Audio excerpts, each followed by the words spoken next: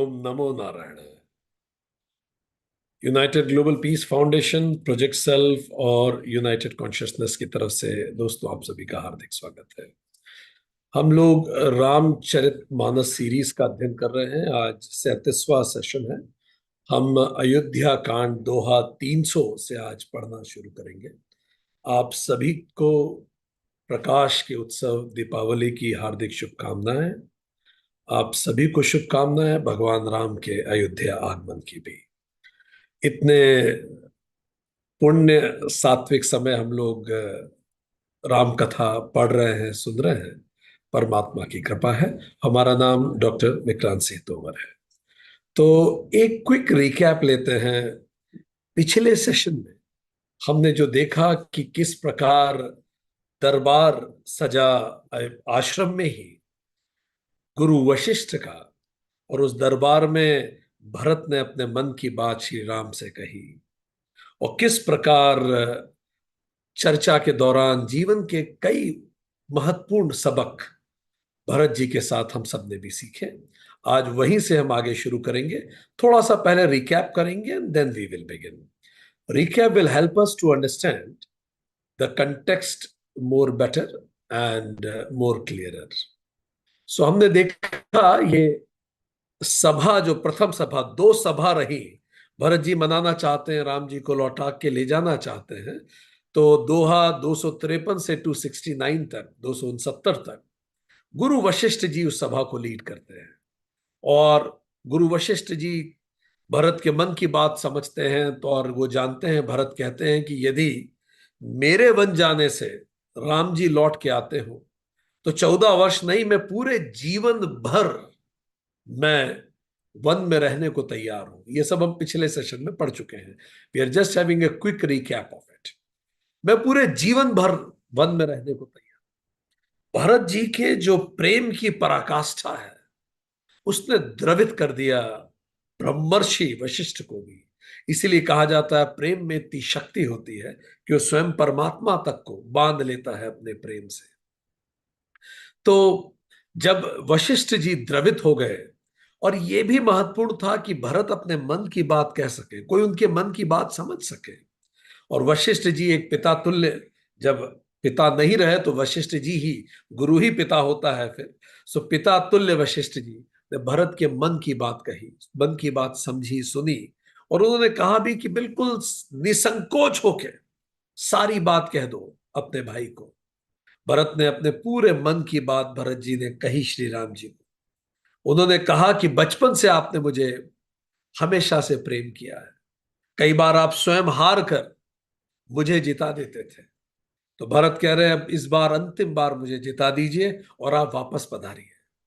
भरत ने अपने पूरे मन की बात निसंकोच होकर कही कि मैं चला जाता हूं वनवास, शत्रुघ्न चले जाते हैं वनवास, लक्ष्मण चले जाते हैं, हम तीनों चले जाते हैं, पर आप वापस आइए। ये सब बातें जब चल रही थी, उसी दौरान जनक जी का आगमन भी हुआ। और इसी दौरान वशिष्ठ जी ने पूरी लीनेज रघुकुल की सुनाई राम जी को। क्या सुनाई, जरा उसको अपन समझते हैं। और इसी दौरान राम जी ने कहा भी कि भरत जो तुम चाहोगे मैं वो सब करूंगा, जो तुम कहोगे वो मैं करूंगा। इसीलिए बड़ा गहरा ये डिस्कशन चल रहा था। और जब राम जी ने कहा जो तुम चाहोगे मैं करूंगा, इसी दौरान वशिष्ठ जी ने भी पूरी यात्रा बताई रघुकुल की। इसीलिए उस जमाने में राजगुरु का इतना महत्व होता था। 110वां सर्ग वाल्मीकि रामायण का बताते हैं कि किस प्रकार वशिष्ठ जी ने पूरी लीनेज ऑफ रामा, राम को कह के सुनाई।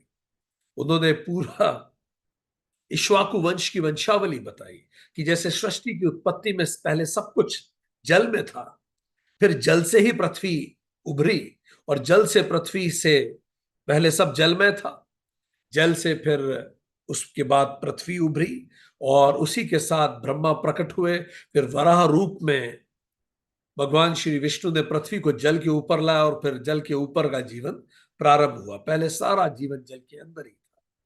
फिर सृष्टि की रचना हुई।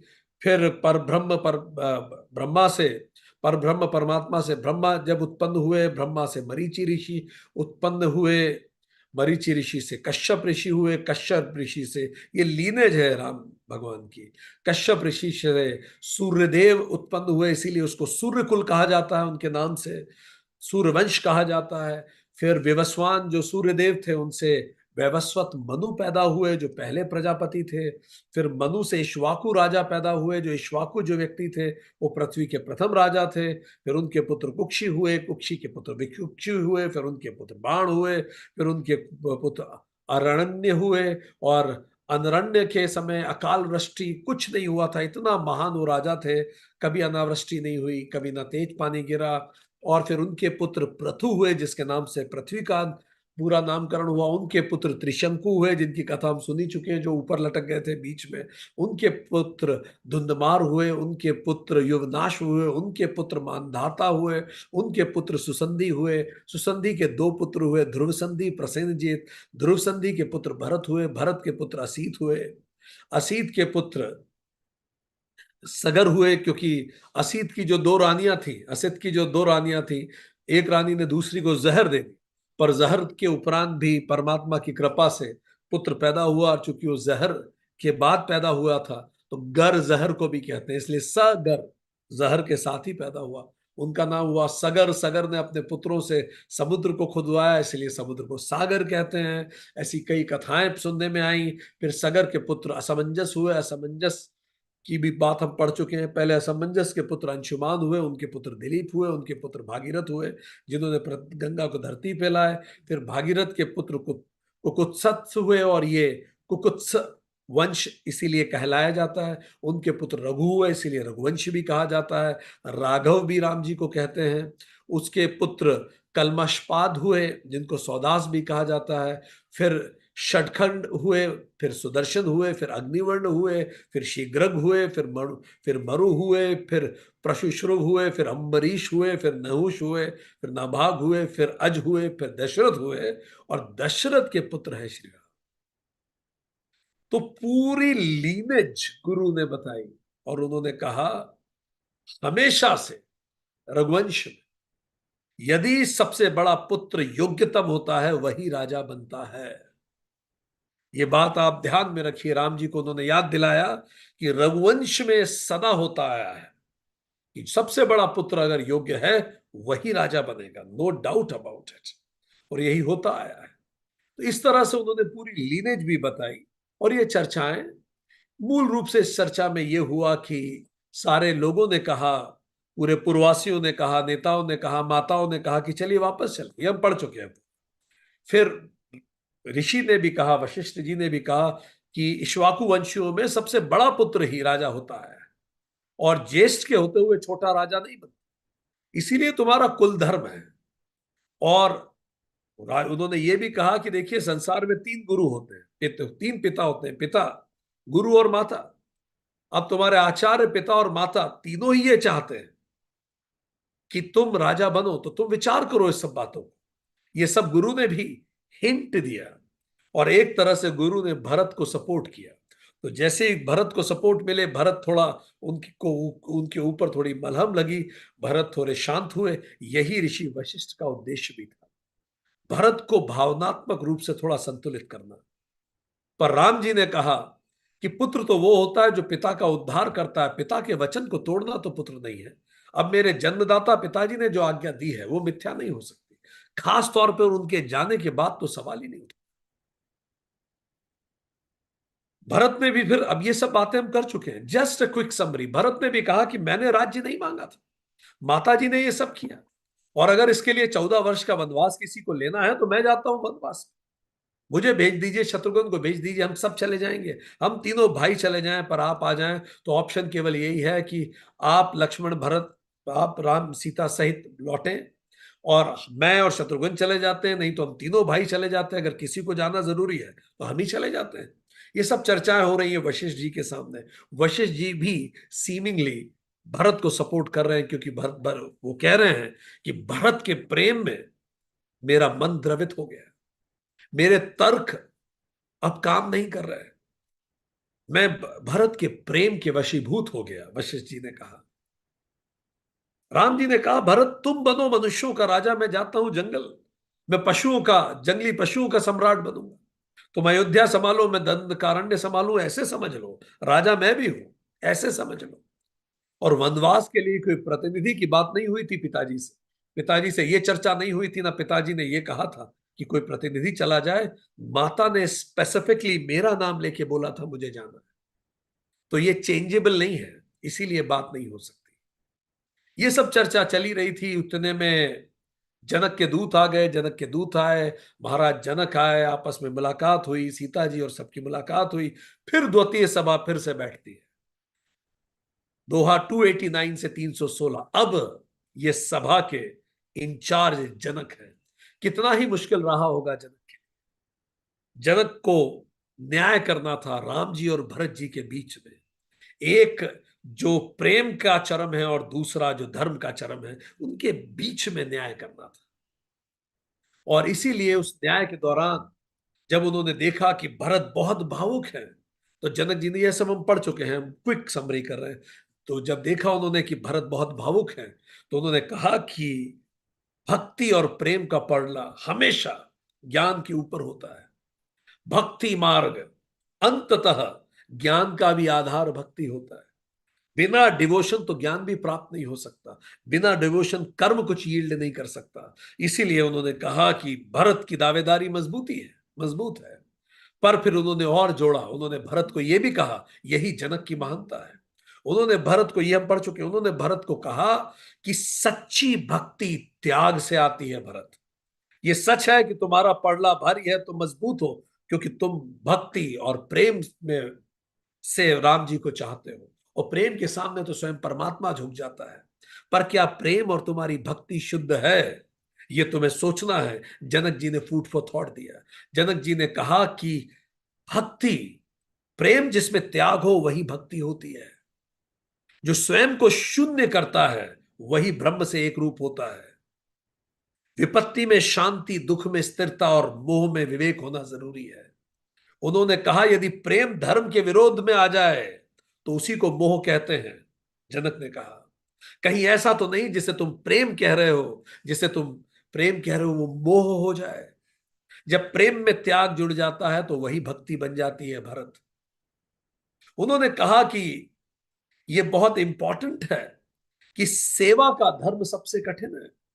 और सेवा तभी होती है जब मैं स्वयं को सरेंडर करता हूं और मैं पर जिसको मैं प्रेम करता हूं उसके मन की बात को अपने मन में स्थापित करता हूं। अपने अहंकार के सरेंडर के बिना प्रेम नहीं हो सकता। स्वामी धर्म और स्वार्थ धर्म एक साथ नहीं चल सकते। मैं अपने स्वार्थ की सोचूं कि मुझे किस में अच्छा लग रहा है, स्वार्थ का मतलब यह है किस चीज में मुझे शांति मिल रही है। भरत ये सोच रहे हैं। जनक ने कहा कि क्या सच में स्वामी धर्म और स्वार्थ धर्म एक साथ चल सकते हैं? यह विचार का विषय है। सच्चा प्रेम असक्त भाव से होता है, आसक्ति नहीं होती। प्रेम में स्वतंत्रता देनी पड़ती है भरत। जिसको तुम प्रेम करते हो उसके पास स्वतंत्रता होती है कि वो निर्णय ले उसको जीवन में कैसे जीना है, और आप उसके निर्णय के साथ हमेशा हो लेते हैं। इसलिए सेवा में त्याग, प्रेम में विवेक और धर्म में सबका हित होना चाहिए। ये सब बातें उन्होंने भरत को भी कही कि क्या तुम्हारा प्रेम शुद्ध है, तुम इसको देखो। ये सब देखकर भरत के हृदय में परिवर्तन आया। भरत ने इस बात पे सच्चे मन से विचार किया और ये सुनने के बाद कि ये सच बात है, जब मैं किसी को प्रेम करता हूं तो अद्वैत हो जाता है। मेरा और तेरा बचता ही नहीं। मैं जिसको प्रेम करता हूं उसकी ही खुशी में मेरी खुशी है। मैं जिसको प्रेम करता हूं उसका पर्पस ऑफ लाइफ मेरा पर्पस ऑफ लाइफ है। मैं जिसको प्रेम करता हूं मैं उससे जुड़ जाता हूं, एकाकार हो जाता हूं। स्वामी सेवा और स्वार्थ सेवा एक साथ नहीं हो सकती। इसीलिए द्वितीय सभा तर्क पे थी। प्रथम सभा जो वशिष्ठ की थी वो भाव पे थी। और उस सभा का होना भी बहुत जरूरी है। कोई भी चीज को अगर हमें सॉल्यूशन तक लाना है तो पहले भाव को निकल जाना चाहिए। इसलिए वशिष्ठ जी ने भरत के भावों को निकल जाने दिया। पर जनक की सभा तर्क पे थी, शास्त्रों पर थी। और इसीलिए द्वितीय सभा, जिसको जनक सभा कहा जाता है, वो उसकी स्थापना हुई। और जनक सभा के बाद भारत में सब कुछ बदल गया। ये भरत जो वशिष्ठ जी की सभा में प्रेम, त्याग, भातृधर्म, राजनीति, लोकमत, अपनी कीर्ति, प्रायश्चित और ममता की सीमा के रूप में आए, आपके सामने स्क्रीन दिख रहा है। भरत का मतलब ही क्या था? प्रेम, त्याग। वो तैयार है त्याग करने के लिए सिंहासन का। वो बहुत प्रेम करते हैं राम जी को, भाई का धर्म निभाना चाहते हैं, राजनीति के अनुसार भी योग्य राम है, लोकमत भी यही है, भरत की कीर्ति भी इसी में है कि राम जी को राज्य दे दे, प्राश्चित भी ऐसे ही होगा, और ममता, प्रेम की सीमा है भरत। और दूसरी तरफ है राम, जो धर्म की सीमा है, जो मर्यादा की सीमा है, जो पुत्र धर्म निभा रहे हैं, जो धर्म नीति की सीमा है, राजनीति नहीं धर्म नीति, जो लोकमत से नहीं चलते, वो वेद मत से चलेंगे, जो कर्तव्य की सीमा है, जो प्रारब्ध के अनुसार जी रहे हैं कि भाई मेरा ये प्रारब्ध है, जो समता की सीमा है। ये दोनों शर्म एक साथ थे। और प्रथम सभा में वशिष्ठ जी की सभा में भरत इस रूप में सामने आए। उसके बाद द्वितीय सभा हुई जनक जी की। जनक जी ने भरत जी को बताया कि प्रेम को भक्ति में बदलो। वो तब होगा जब समर्पण पूरा कर दोगे, अहम भाव समाप्त हो जाएगा, तब त्याग पवित्र होगा। निस्वार्थ हो जाओ। तुम्हें क्या चाहिए, तुम्हें किस में शांति मिल रही है, तुम्हें किस में अच्छा लगता है, ये प्रश्न नहीं है। जिसको तुम प्रेम करते हो वो किस में खुश है, ऐसी निष्कामता अपने अंदर लेके आओ कि मेरे खुद के लिए मेरी कोई कामना नहीं। भक्ति का अर्थ ही है प्रेम प्लस सेवा प्लस निस्वार्थ समर्पण, वही भक्ति है। समर्पण का मतलब तेरे जीवन का लक्ष्य मेरे जीवन का लक्ष्य। निस्वार्थकता का मतलब तेरी खुशी में मेरी खुशी। निष्कामता का मतलब तेरी खुशी के अतिरिक्त कोई और कामना नहीं, तू खुश रहे। इस कदर प्रेम। कर्तव्य बोध का मतलब मेरे क्या कर्तव्य है तेरे प्रति, बस वो मैं विचार करूं। तेरे क्या कर्तव्य है मेरे प्रति, वो मेरा कंसर्न नहीं है। मेरे जो कर्तव्य है वो मैं करता चलूं। अनन्य भाव, तेरे प्रति मेरे अंदर कोई अहंकार नहीं, तू ही मैं हूं, हम दोनों में कोई अंतर नहीं। इसीलिए अब स्वार्थ नहीं परमार्थ। ये बात जनक जी ने सिखाई भरत जी, और इसके बाद सब कुछ बदल गया। भरत जी राम जी के करीब आए और राम भरत मिलन हुआ। राम भरत मिलन की दो भूमिकाएं रखी गई, और इसी तरह से शुरुआत हुई भरत जी की इवोल्यूशन। पहले कह रहे थे मां की गलती है, फिर कहने लगे नहीं मेरी गलती है, फिर कहने लगे नहीं विधाता की गलती है। यही भाव से भरे हुए थे, मेरी गलती, मां की गलती, विधाता की गलती, जो वशिष्ठ जी के सामने। जब भाव पूरे सेटल हुए और राजा जनक जी जब आए, तब बात हुई नहीं ये विधाता की योजना है शायद कोई, मेरा प्रारब्ध है शायद कोई, उनका राम जी का प्रारब्ध है शायद कोई, इसमें उनका कल्याण है होगा कुछ, इसमें मेरा भी कल्याण है, और चूंकि सबका कल्याण है इसीलिए ये सही करने योग्य है, इसीलिए सबका धन्यवाद। ये भाव उत्पन्न हुआ भरत जी में। ये हम सबकी ही यात्रा है, हम सबकी ये यात्रा है। इसी तरह से जब हम कम बुद्धिमान होते हैं, कम विवेकशील होते हैं, तो दुनिया भर की गलती सोचते हैं, पर धीरे धीरे जब बुद्धिमान होते हैं तो समझ में आता है किसी की गलती नहीं है, जो हो रहा है वही होना था, उसे शिरोधार्य करते हैं और मन शांत से अपना जीवन जीते हैं। भरत जी का भी जीवन इसी का उदाहरण है। चलिए आगे बढ़ते हैं। सो जो द्वितीय सभा थी, दोहा 300, सुहृदय सुजान सुसाहब ही, बहुत कहब बड़ी खोरी, आयुषी देई देव अब सबई सुधारी मोरी। अब इतना सूर्योदय हो गया, और भरत जी ने कहा आपने मेरे मेरे हृदय को परिवर्तित कर, अब मुझे आज्ञा दीजिए, आपने मेरी सारी बात सुधार दी, मुझे आज्ञा दीजिए कि मैं अब आपको अपने मन की बात कहूं, मैं वो बात कह सकूं जो मैं कहना चाहता हूं। भरत जी ने कहा, क्योंकि अब भरत जी के अंदर सब कुछ बदल गया।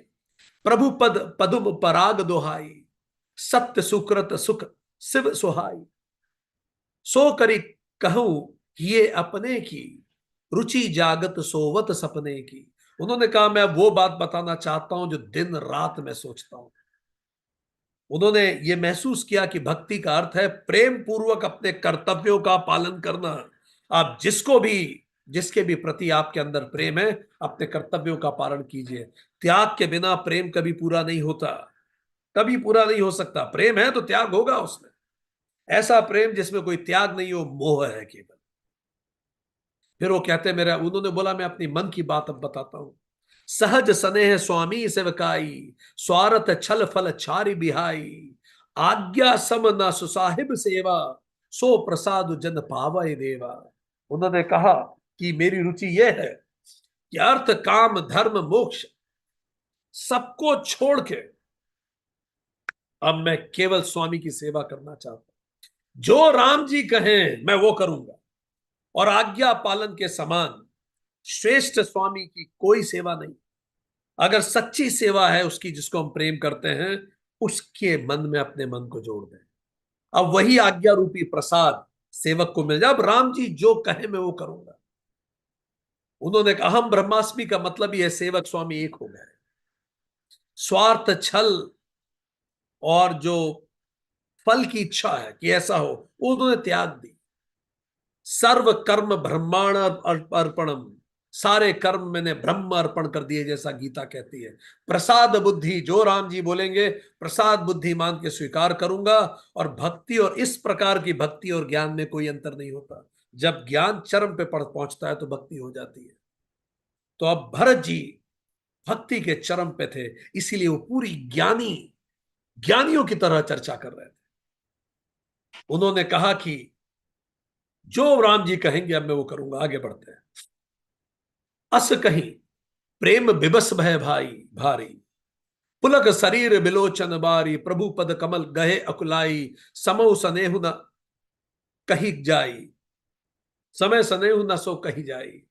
भरत जी बड़े प्रेम के विवश हो गए, वो आंखों से उनके आंसू टपक रहे। उन्होंने भगवान के पैर पकड़ लिए राम जी के, बोले अब आप जो कहेंगे, मेरा कोई अस्तित्व नहीं है। जो भैया कहेंगे बस मैं वो करूंगा।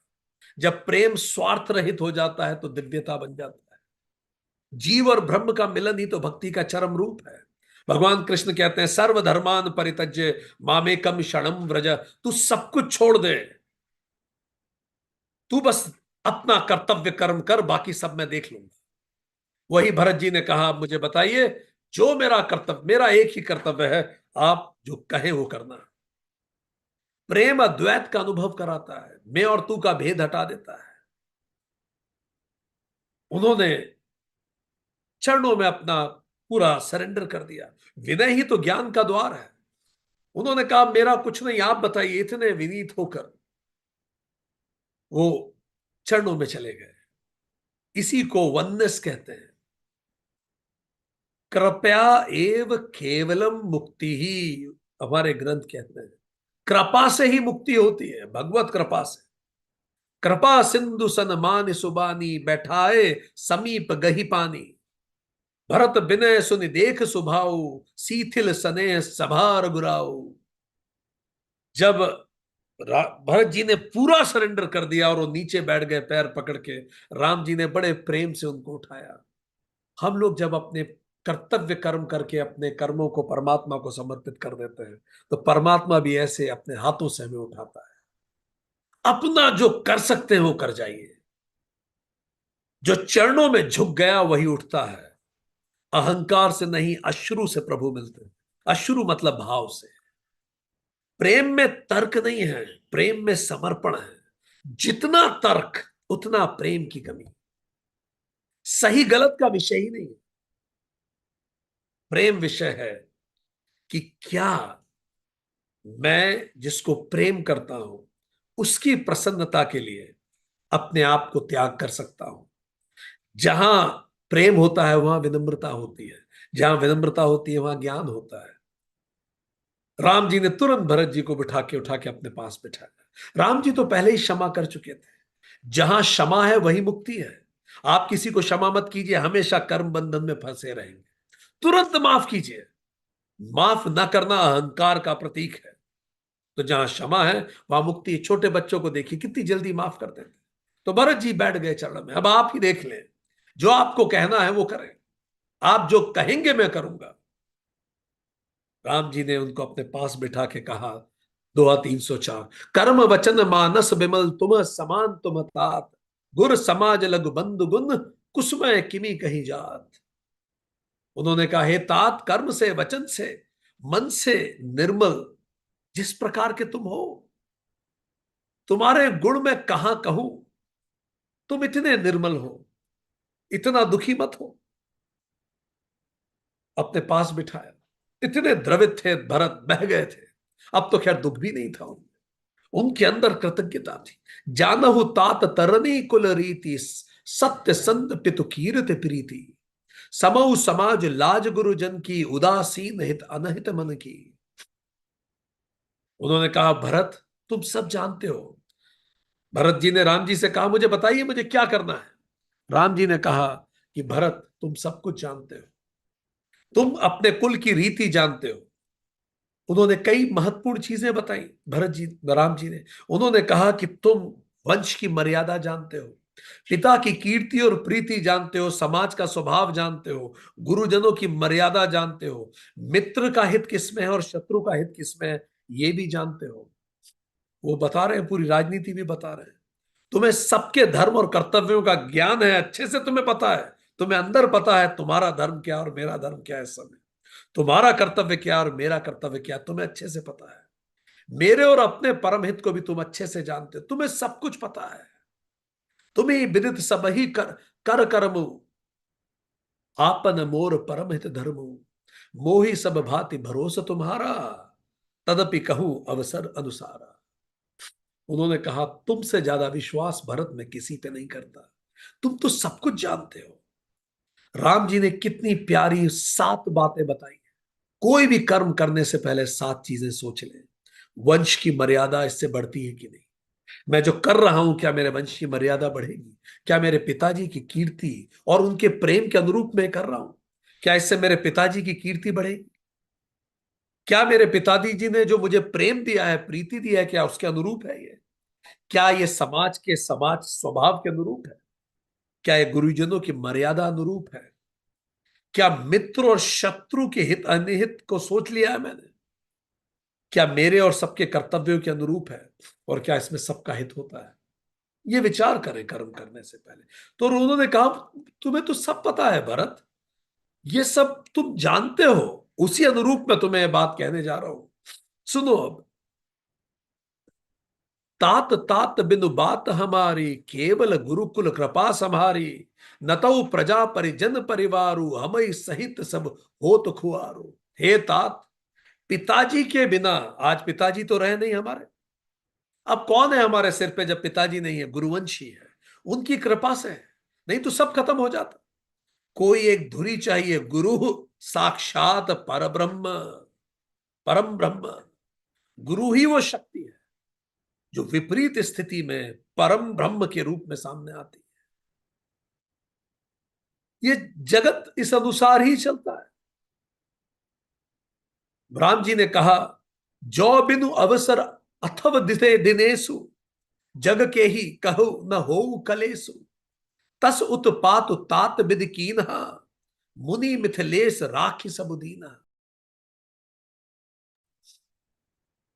यदि कभी संध्या में सूर्य पहले अस्त हो जाए, तो बिना समय के सूर्य अस्त हो जाए, तो जगत में किसे क्लेश नहीं होगा। और उस प्रकार विधाता ने यह हमारे साथ किया। पिताजी की असामयिक मृत्यु हो गई और हम सब बचे रहे राजा जनक के कारण, क्योंकि हमारे अग्रज थे, बड़े थे हमारे साथ। तो उन्होंने कहा, गुरु थे और जनक जी थे। जगत का क्रम ऐसे ही चलता है, भगवत गीता कहती 3.5 चैप्टर 3 वर्स 5। जगत का क्रम हमेशा चलता रहता है। तुम अपने कर्तव्य कर्म करते रहो, लोग आएंगे और जाएंगे ही, पर हम कर्तव्य को तो नहीं छोड़ सकते ना भरत। भावुक होके हम कर्तव्यों से दूर नहीं हो सकते। विवेक एक धर्म ही एव धर्म ही, विवेक ही तो धर्म है। जब विपरीत स्थिति होती है भरत, तो हम शोक में नहीं डूब सकते, हमें उठना पड़ता है, फिर कर्तव्य करने पड़ते हैं। ईश्वर अनुग्रह एव कारणम। जब जीवन में सब कुछ टूटता है, तो ईश्वर नए निर्माण के रास्ते खोलता है। ईश्वर अनुग्रह एव कारणम। और ये नए अनुग्रह कौन है? प्रकाश रूपेण गुरु। अब गुरु की ओर देखो भरत। अब पिता नहीं है, गुरु ही पिता है। करुणा रूपेण पिता, और दूसरे पिता हैं जनक जी। अब दो पिता हैं, करुणा रूपेण पिता और प्रकाश रूपेण गुरु। राम जी ने कहा जब अंधकार बढ़ता है, वो कह रहे हैं, तो ऐसा उस समय हमें कर्तव्यों को नहीं छोड़ना चाहिए। रूमी ने इतनी सुंदर बात कही, जब अंधकार बढ़ता है तो जान लो कोई नया सूरज जन्म लेने वाला है। रात्रि जब सबसे अंधेरी होती है, उसके बाद सूरज उदित होता है। धर्म वह नहीं है जो शोक से बचाए, धर्म वो है जो शोक में हमें संतुलित रखे। क्योंकि हमारा प्रारब्ध तो हमारे ऊपर वो लाएगा ही। हम भले धार्मिक रास्ते पे भी हैं, तो भी प्रारब्ध हमें उस शोक से गुजारेगा। पर क्या हम उसमें संतुलित रह सकते हैं? नेतृत्व में भी, जब संगठन में कोई मार्गदर्शक न रहे, तो नीति और परंपरा से काम लेना चाहिए। अब कोई लीडर नहीं बचा, तो नीति क्या कहती है और परंपरा क्या कहती है, उसको जारी रखिए। इससे उन्होंने कहा, व्यक्तिगत हानि या शोक से ऊपर उठो। अपनी हानि और शोक को राम जी कह रहे हैं अपने आत्मोत्थान का रास्ता बनाओ। गीता में भगवान कृष्ण भी कहते हैं, खुद को स्वयं से उठाओ, lift your self by your self. यहां भावनाओं में डूबे नहीं रहना है, कर्तव्य निभाना है, यही धर्म है। तो राम जी ने धैर्य और श्रद्धा को औषधि बताया कि धैर्य रखो और श्रद्धा रखो, नए दरवाजे खुले हैं। अब पिताजी जनक हैं, गुरु हैं, राम जी कुछ कहना चाह रहे हैं, उसकी भूमिका बना रहे हैं। अब गुरु भी हैं, पिता भी हैं। जैसे कबीर कहते हैं, दुख में सुमिरन सब करे, सुख में करे न कोई। सुख में सुमिरन जो करे, तो दुख काहे कोई। रूमी कहते हैं, जो टूट गया है उसी से प्रकाश गुजरता है। एक कांच को आप ऐसे ही रखें और उस कांच को तोड़ दें, जैसे कांच टूटता है तो देखिए कितना प्रकाश उससे रिफ्लेक्ट होता है। तो जब हम टूट जाते हैं तो वहीं से रास्ते निकलते हैं। भरत जी, राम जी आगे कह रहे हैं, सुंदर बातें राम जी कह रहे हैं, राज काज सब लाजपति, धर्म धर निधन धाम, गुरु गुरु प्रभाव पाल ही सब ही, फल हो ही परिणाम। राज्य का सब कार्य, लज्जा प्रतिष्ठा धर्म, पृथ्वी धन घर, इन सभी का पालन गुरु जी के सामर्थ्य से हो जाएगा। अभी राम जी ने कहा नहीं वो क्या कहना चाहते हैं, पर राम जी उसकी भूमिका बना रहे हैं, तुम चिंता मत करना, ये सब चीजें गुरु प्रताप से हो जाएंगी। राज्य का सारा कार्य, प्रतिष्ठा धर्म पृथ्वी, गुरु जी है ना, वो सब करेंगे, ये हो जाएगा। सहित समाज तो हमार, तुम हमारा, सहित समाज तुम्हार हमारा, धर बन गुरु प्रसाद रखवारा, मातु पिता गुरु स्वामी निदेशु, सकल धर्म धरनी धर सेसु। गुरु जी का जो अनुग्रह है, उनका जो प्रसाद है, वह घर में और वन में समाज सहित तुम्हारा और हमारा रक्षक है। मैं कहीं भी रहूं, गुरु की कृपा से मैं सुरक्षित हूं। तुम कहीं भी रहो, गुरु कृपा से सुरक्षित है। माता पिता गुरु और स्वामी की आज्ञा, समस्त पृथ्वी, धर्म रूपी पृथ्वी का धारण करने में शेष जी के समान। ये सब कुछ माता पिता गुरु और स्वामी की आज्ञा से हो जाएगा। समस्त धर्म रूपी पृथ्वी को जैसे शेष जी धारण करते हैं, ऐसे सब कुछ हो जाएगा। धर्म ही जीवन का धारण करने वाली शक्ति है, धारणात धर्म। तो कह रहे हैं ये सब टिके रहेंगे अगर हम धर्म से चलेंगे, और हम धर्म से चलते रहेंगे यदि हम गुरु की बात सुनते रहेंगे। गुरुरेव परम ब्रह्म है, जैसे हमने पढ़ा पहले भी। इसीलिए तुम वही करो जो गुरु बताएं, वही करो जो जो राजा जनक बताएं, और इस अनुरूप हमें आगे बढ़ना चाहिए। राम जी ने कहा, सो तुमहु करो करावहु मोहु, तात तर निकुल पालक धोहु, साधक एक एकल सिद्धि दीनी, कीरति सुगति भूतिमय बेनी। तो इसलिए राज्य जनक जी और गुरु जी के अनुसार चल जाएगा। अब इस विपरीत परिस्थिति में, हे तात हे भरत, तुम वही करो और मुझसे भी वही कराओ, जिससे हमारे कुल की मर्यादा बढ़े। साधक के लिए एक यही संपूर्ण सिद्धियों को देने वाली कीर्तिमय, सदगतिमयी और ऐश्वर्यमयी त्रिवेणी है। उन्होंने कहा बस एक ही त्रिवेणी है, वो क्या है? योगस्त कुरु कर्माणि। योग में अवस्थित होकर अपने कर्म करते रहो। योगस्त कुरु कर्माणि, इसका मतलब विपरीत परिस्थितियों में भी अपने मन को शांत रखो और जो करने योग्य हो वो कार्य करो। वही करो और वही करवाओ भी, राम जी ने कहा। अगर आप नेता हो तो नेता भी क्या है? देखिए राम जी कह रहे हैं, सो तुम करहु करवाहु मोहु। वही तुम करो और वही मुझसे करवाओ। एक नेता को भी यही करना चाहिए। वॉक योर टॉक, वही खुद करे और वही अपने सबॉर्डिनेट को करने को कहे। और अगर हम वेदांतिक पहलू से भी देखें तो तो ब्रह्म और जीव जब एक हो जाते हैं, जो जीव करता है वही ब्रह्म है। और जब जीव ब्रह्म अनुरूप जीने लगे तो दोनों एक हो जाते हैं। जो मैं कर रहा हूं और जो ब्रह्म कर रहा है एक ही बात है। जो सत्य है और जो व्यवहार है उसमें अंतर नहीं है। यही ज्ञान योग और कर्म योग का संगम है। तो राम जी कह रहे हैं, भरत अब वही करो और मुझसे करवाओ जो कीर्ति अनुरूप, कुल अनुरूप हो। आगे बढ़ते हैं। सो बिचारी सही संकट उभारी। अब राम जी आगे कह रहे हैं, अब वही करो जो सब अनुरूप हो। क्या करो? सो विचारी सही संकट उभारी, करहु प्रजा परिवार सुखारी। बाट विपति सब ही मोहि भाई, तुम ही अवधि भरी बड़ी कठिनाई। अब तुम क्या करो? मुझे पता है 14 साल बहुत बड़ा संकट है। भारी संकट सहकर भी तुम प्रजा और परिवार को सुखी करो, इसमें मेरा मन खुश होगा। राम जी से भरत जी पूछ रहे हैं, मैं क्या करूं? अब मेरी कोई इच्छा नहीं, मेरी कोई कामना नहीं, जो आप कहेंगे वो करूंगा। तो राम जी ने कहा, भले कितना भी भारी संकट लगता हो तुम्हें, 14 साल मेरे बिना मुझसे दूर, पर उस संकट को सहो और परिवार को और प्रजा को सुखी करो। बड़ा महत्वपूर्ण लेसन है हर लीडर के लिए। गीता में भी अर्जुन कहता है, स्थित प्रज्ञ से का भाषा। कृष्ण से पूछते हैं, स्थित प्रज्ञ क्या होता है, कैसे जीता है? तो यहां राम जी भी बता रहे हैं, सच्चा लीडर वही है जो अपने व्यक्तिगत दुख को पीछे रखकर दूसरों के लिए कल्याण करे। राम जी कह रहे हैं, भारी संकट सहो फिर भी प्रजा और परिवार को सुखी करो।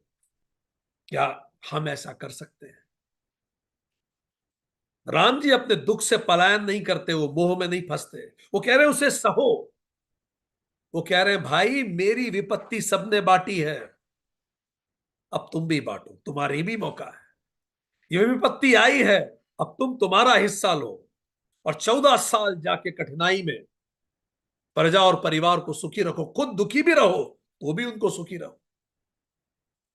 पर तुमको ये 14 अवधि तक की कठिनाई है और इसके साथ ये तुम्हारा हिस्से का कार्य है जो मैं तुम्हें सौंपता हूं। यही वो अवस्था है जिसको वेदांत में विवेक युक्त करुणा कहते हैं। आसक्ति नहीं, विवेक युक्त करुणा। किसी दूसरे का दुख देखते हैं तो हम भी दुखी हो जाते हैं। ये नहीं, विवेक युक्त करुणा मतलब उसका दुख देखकर मैं उसके दुख को दूर करने का प्रयास करूं पर स्वयं दुखी ना हो जाऊं। विवेक युक्त करुणा, मैं अपनी परेशानियों को अपने कर्तव्यों पे कभी हावी नहीं होने दूंगा। यह शपथ विवेक युक्त करुणा है। वो कह रहे हैं, ये मुझे लगता है कि तुम्हें करना चाहिए। अब काम बताया उन्होंने। जानी तुम ही मृदुल जानी तुम ही मृदु कठौ कठोरा कहूं कठोरा, कुसमय तात न अनुचित मोरा। होए कुठाए सुबंधु सहाय, ओड़ी अहि हाथ असनहु के धाय। ये कोमल जानकर भी, तुम इतने कोमल हो तो भी मैं तुमसे ये वियोग की बात कह रहा हूं। बुरे समय में मेरे लिए ये कोई अनुचित बात नहीं। ये समय बुरा है और इस समय भाई इस समय सहायता नहीं करेगा तो कब करेगा? राम जी ने कितनी सुंदर बात कही। वज्र का जब आघात होता है तो हाथ ही तो आके रोकता है। तुम मेरे हाथ हो भाई, अगर ये आघात ही मानो तुम तो आओ और जरा संभालो इस समय। राम जी ने कहा, जैसे वज्र वज्र का आघात में हाथ आगे आता है, आओ जरा संभालो। मैं तुमसे वियोग की बात कर रहा हूं, पर इस समय तुम साथ नहीं दोगे तो कौन साथ देगा? सच्चा प्रेम वो नहीं है जो हमेशा मीठा बोले। राम जी ने बोला, मैं कठोर बोल रहा हूं भाई, तुम्हें जाने के लिए कह रहा हूं। पर कठोरता, इस डिफिकल्ट समय कई बार कठोरता जरूरी होती है। आप जाके देखिए, इज़राइल में, फिलिस्तीन में बच्चों को देखिए। फिलिस्तीन के बच्चे छोटे मोटे परेशानियों को तो परेशानियां गिनते ही नहीं है, रोज आसपास मृत्यु हो रही है। एक अलग मनोदशा में वो बच्चे आ गए। इस समय कठोरता उचित है, अन्यथा आप खत्म हो जाएंगे। जैसे लोहे को हथौड़े से मारकर ही आकार दिया जाता है, ऐसे राम जी कह रहे हैं, शायद मैं तुम्हें हथौड़े से मार रहा हूं, पर राम जी कह रहे हैं, पर सेवक कर पद नयन के, मुख सो साहिब होई, तुलसी प्रीत की रीति सुनी, सुकबि सराह सोई। सेवक हाथ पैर और नेत्रों के समान, और स्वामी को मुख के समान होना चाहिए, राम जी कह रहे हैं। तुलसीदास जी कहते हैं, सेवक स्वामी की ऐसी प्रीति सुनकर सुकवि उसकी सराहना करते हैं। राम जी कह रहे हैं, सेवक को हाथ पैर और नेत्रों जैसा होना चाहिए, और स्वामी को मुख के समान होना चाहिए। नेत्र जो देखते हैं क्या किया जाना है, हाथ पैर जो उसको एग्जीक्यूट करते हैं, पर सारा श्रेय किसको चला जाता है? चेहरे को। आप ये देखिए, लोकतंत्र में सारा काम तो ब्यूरोक्रेसी करती है। ब्यूरोक्रेसी वही स्ट्रक्चर है जिस पे सब कुछ चलता है, पर ये नियम है अनामता का सिद्धांत, एनोनिमिटी। हमने जिसको वोट दिया है, सब लोग उनके अनुसार कार्य करेंगे। इसलिए नाम हमेशा नेता का होगा, नाम हमेशा मंत्री का होगा, कार्य हमेशा ब्यूरोक्रेसी का होगा। तो सेवक को आंख हाथ पैर की तरह होना चाहिए, और स्वामी को मुख के समान होना चाहिए। राम जी ने कहा कि भरत, तुम ये करके मेरा ही काम करोगे, मेरा ही काम करोगे, ये मेरा काम समझ के तुम करो, मेरा ही नाम होगा ये करने से। तुम हाथ पैर आंख सब बन जाओ, जाओ और संभालो उस साम्राज्य को जिसको अयोध्या कहते हैं।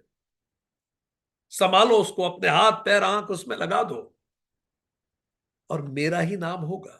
इसका मतलब वो मेरा राज्य है, जाके तुम संभाल लो भाई। और इसी तरह से तुम आगे बढ़ो। राम जी ने कहा, आगे बढ़ते हैं। सभा सकल सुनि रघुबर बानी, प्रेम पयोधि अमी जनुसानी, शीथिल समाज स्नेह समाधि, देखी दशा चुप सारद साधी। जब राम जी ने बोला, जाके मेरे प्रतिनिधि बन के संभालो, सभा सन्न हो गई। क्या ऐसा भी बीच का रास्ता निकल सकता? राम जी की बात सुन के सबके हृदय स्थिर हो गए। राम जी ने बोला, मैं ही राजा अयोध्या का, मैं अयोध्या का राजा, तो मैं एक आदेश देता हूं, तुम जाओ और 14 साल मेरे राज्य को संभालो। तुम्हारा आग्रह था राज्य में ले लूं, ले लिया भाई। अब देखिए, करुणा के सागर हैं, करुणा के सागर हैं भगवान। अभी भी भक्त को हारने नहीं दिया। भक्त चरणों में बैठ गया कि आप जो कहेंगे करूंगा। ऐसा नहीं बोला तुम राजा बन जाओ। भक्त की बात खाली नहीं जाने दी। बीच का रास्ता राम जी ने ही निकाल के दिया। मैं ये राज्य स्वीकार करता, मैं अयोध्या का राजा, तुम्हें राजा घोषित करता हूं, प्रतिनिधि घोषित करता हूं, तुम जाओ। राम जी ने घोषणा भी कर दी कि वनवास में प्रतिनिधि नहीं हो सकता, पर राज्य में प्रतिनिधि हो सकता है। जाओ। पिताजी ने ऐसा नहीं कहा था कि मैं प्रतिनिधि किसी को नहीं बना सकता राज्य में। पिताजी ने कहा था, तुम राजा बनोगे, जाओ राजा बनो, और तुम्हारा मन ना मानता हो तो मेरा प्रतिनिधि बन के बन जाओ। वो राजा बन गए, भरत को राजा भी बना दिया, और स्वयं भरत का मान भी रख लिया। सब लोग सन्नत है। सरस्वती तक चुप थी, वो भी नहीं सोच सकी कि ऐसा रास्ता निकल सकता है। राम जी ने ऐसा रास्ता निकाल दिया जो कोई नहीं सोच सकता था। न जनक कभी सोच पाए, न वशिष्ठ कभी सोच पाए, न भरत ने ही सोचा था। राम जी ने राज्य स्वीकार किया वनवास के साथ सहित। भरत ही भयउ परम संतोषु। भरत संतोष से भर गए। सन्मुख स्वामी विमुख दुख दोषु। मुख प्रसन्न मन मिटा विषादु। भाजनु गूंगे हु गिरा प्रसादु। भरत जी तो इतने प्रसन्न हो गए कि पूछो मत। सारे दुखों ने उनसे मुख मोड़ लिया, जैसे उनका मुख प्रसन्न हो गया, सारे विषाद मिल गए, मानो गूंगे पर सरस्वती की कृपा हो गई। वो तो सब छोड़ने आए थे, सब हारने आए थे, सब जीत के चल दिए। यही राम जी की कृपा है, क्योंकि उनके शब्दों में कठोरता नहीं है। राम जी की पूरी बातचीत देखिए, प्रेम और धर्म का संतुलन उन्होंने स्थापित कर दिया। वाणी ऐसी बोलिए मन का आपा खोए, औरन को शीतल करे आपहु शीतल होए। आप देखिए राम जी की कम्युनिकेशन स्किल्स देखिए। पूरे समय कहते रहे, जैसा वशिष्ठ जी कहे वैसा करो, भाई जैसा तुम कहो वैसा करूंगा। जनक जी के होते हुए मैं कुछ कहूं, ये तो सम्मान की बात है, ऐसा हो ही नहीं सकता। फिर जब भरत बैठ गए चरणों पे आके और बोला, अब आप जो कहेंगे मैं वो करूंगा, तो भी राम जी कह रहे हैं मुझसे वही करवाओ जो नीति अनुकूल हो। फिर राम जी ने बोला, जो तुमने कहा मैं वो करता हूं, और अब जो मैं कह रहा हूं वो तुम करो। वही बात है, तू हमेशा वो करता है जो तू चाहता है, भगवान कहते हैं, पर होता वो है जो मैं चाहता हूं। तू वो करने लग जो मैं चाहता हूं, तो वो हो जाएगा जो तू चाहता है। और ऐसा हो गया। सब स्नेह समाधि में चले, सब स्नेह समाधि में। कीन प्रणाम प्रणाम बहोरी, बोले पानी पंकरु जोरी। नाथ बहु सुख साथ गए को, लहू लाहू जग जन्मू भय को। सबने प्रणाम किया और हाथ जोड़ के बोला कि अब तो मुझे आपके साथ, भरत जी ने कहा, मुझे तो आपके साथ वन जाने का सुख प्राप्त हो गया। मैंने जन्म लेने का सौभाग्य प्राप्त कर लिया। मेरा अपराध बोध आपने समाप्त कर दिया। राम जी को पता था ये अपराध में रहेगा। अपराध बोध और आत्म जो है वो आत्म विकास के रास्ते में बड़ी बाधा है। अपराध बोध जब होता है, आत्म विकास नहीं हो पाता। प्रेम और क्षमा उसे नष्ट कर देते हैं। आप किसी को प्रेम दीजिए और उसे माफ कीजिए। सब स्नेह समाधि में डूब गए। योग चित्तस्य वृत्ति निरोध। किसी के मन में अब कोई वृत्ति नहीं बची, सब समाधिस्थ हो गए राम जी की बात सुन के। अब कृपाल जस आयस होई, करो शीस धरि सादर सोई। सो अवलंब देव मोहि देई, अवधि पारु पावो जैसे। अब उन्होंने कहा भरत जी ने, हे राम, हे कृपालु, जैसी आज्ञा हो अब बस वैसा ही सर पर धारण करके मैं आदर करूंगा। पर आप मुझे कोई तो सहारा दे दे। 14 वर्ष की अवधि को कैसे कोई ऐसा तिनका दे दे कि मैं पार कर जाऊं। Obedience born of respect, not of fear, transforms discipline into discipline, discipline into devotion. Obedience which is born out of respect, not out of fear. Bharat कह रहे हैं मैं सब आपकी बात मानूंगा। ओबीडियंस भरत की जो है वो रेस्पेक्ट से आ रही है, फियर से। ऐसी obedience transforms discipline into devotion. व्यक्ति को देखने की जरूरत नहीं है। फिर एक लीडर अगर ऐसा कर सके कि out of respect, respect should be commanded not demanded, तब अपने आप डिसिप्लिन डिवोशन में बदल जाता है। आपको देखने की जरूरत नहीं, आपकी टीम काम करेगी। आपको देखने की जरूरत नहीं, आपके बच्चे काम करेंगे। तो कह रहे मुझे कोई अवलंबन, कुछ आलंबन दे दीजिए, मैं किसके सहारे बिताऊंगा, थोड़ा कुछ एक तिनका दे दे। अब भरत तैयार है। देव देव अभिषेक हित गुर अनुशासन उपाय। आने सब तीर्थ सलिल ते ही कहा रजाई। आप के अभिषेक के लिए गुरु जी की आज्ञा पाकर मैं सारे तीर्थों का जल लाया था। भरत कह रहे हैं मैं अभिषेक के लिए सारी तीर्थों का जल लाया था, अब उस जल का क्या करूं, वो भी मुझे आप ही बता दीजिए, क्योंकि अभी अभिषेक तो हो नहीं रहा है। तो अब मैं उसका क्या करूं, वो पूछते हैं। भरत अब सेवा को मुक्ति का मार्ग मान चुके हैं कि मुझे 14 वर्ष सेवा करना है। वो राज्य या सुख नहीं सेवा करने जा रहे हैं। निस्वार्थ सेवा ही सर्वोच्च साधना है।